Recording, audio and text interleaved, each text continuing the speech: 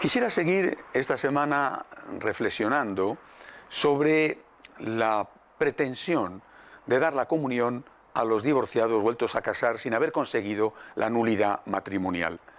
Es un debate de fondo que se ha planteado y que, más allá de los casos particulares de una cierta importancia, no cabe duda, porque afectan a personas concretas, está abriendo la posibilidad de que se comulgue, se tome la comunión sin estar en estado de gracia. Esta es la cuestión de fondo, porque naturalmente me parece que a todos nos resulta evidente que si se permite en determinados casos, inmediatamente, como decía la semana pasada al hablar de la rendija en la puerta, hay que plantearse por qué no se va a permitir en otros casos. Es decir, si se permite a una mamá que quiere comulgar cuando su niño hace la primera comunión, ¿por qué no se va a permitir a una persona que está viviendo una relación que quizá no se puede casar porque hay unos problemas económicos para ello, o a una persona que a lo mejor se encuentra en unas condiciones, por ejemplo, de corrupción o de aborto, pero que está arrepentido por lo que ha hecho, pero no puede confesarse por cualquier causa? Es decir, una vez que se da una explicación para un caso, evidentemente se va a poder emplear esta misma explicación para el resto de los casos. Estamos, por lo tanto, ante una cuestión de fondo, partiendo de un caso concreto que implica, de hecho, la aceptación de alguna manera, el relativismo en la conciencia moral.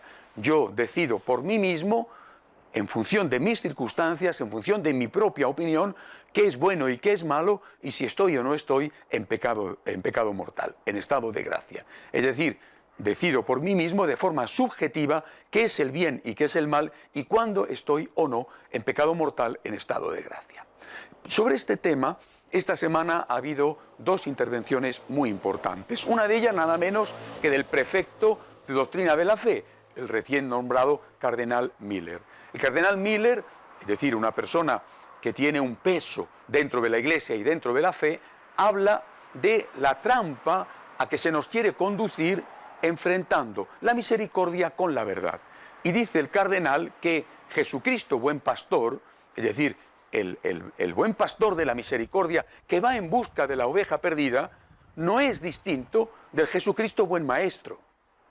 Es decir, el maestro es el mismo que el buen pastor. No hay dos Jesucristos. No hay un Jesucristo contra otro Jesucristo. No está el Jesucristo buen pastor de la misericordia que es enemigo o va en contra del Jesucristo buen maestro que nos enseña la verdad.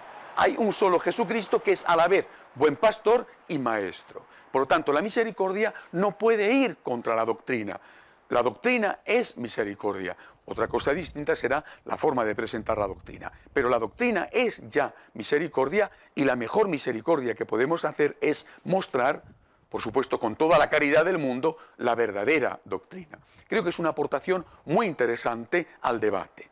La otra viene de un periodista, Sandro Magister, un prestigioso periodista italiano, que en su reflexión sobre este tema, sobre el debate introducido por las afirmaciones del cardenal Casper, a las cuales yo me refería la semana pasada, dice que se está produciendo algo semejante a lo que ocurrió durante el Concilio Vaticano II. Dice, había dos concilios, el concilio que se vivía dentro del aula conciliar y el concilio que se vivía fuera a través de los medios de comunicación y que era alimentado estratégica y muy inteligentemente por algunos padres conciliares. De tal forma que se ha lanzado ya la piedra, se va creando un estado de opinión gracias a esos medios de comunicación y se van creando situaciones de hecho que después resultará extraordinariamente difícil dar marcha atrás sobre ellas, porque ya se ha creado una praxis, una costumbre, un hábito, una forma concreta de actuar.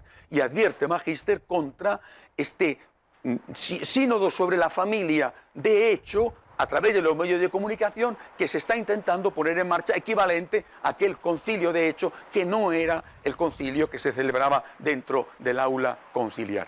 Es decir, se está creando una opinión pública, se está poniendo en marcha una maquinaria como una especie de bola de nieve que se tira desde lo alto de la montaña, utilizando, como he dicho, casos lacrimógenos, casos muy sensibles, casos ante los cuales la opinión pública, incluso la opinión pública católica, va a actuar moviéndose por el sentimiento y por el corazón, moviéndose por una malentendida misericordia para crear algo que después va a ser muy difícil dar marcha atrás, muy impopular dar marcha atrás. Hay que tener esto muy en cuenta para poder ver exactamente lo que está pasando y a dónde se quiere conducir a la Iglesia. A mí me recuerda mucho esto que dice Sandro Magister a los llamados juicios paralelos que sufren algunas personalidades públicas. Es decir, ante determinados hechos filtrados a la prensa, se crea un juicio en la opinión pública que hace luego muy difícil al juez que tiene que hacer justicia administrar rectamente el caso,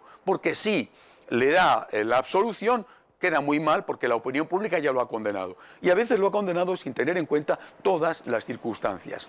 Creo, repito, que es un momento para tener mucha calma, para hablar con argumentos teológicos y no con argumentos lacrimógenos, y es un momento, vuelvo a repetir lo que dije la semana pasada, para rezar muchísimo. Es un momento de oración por la Iglesia, por el Papa, por los cardenales. Hasta la semana que viene, si Dios quiere.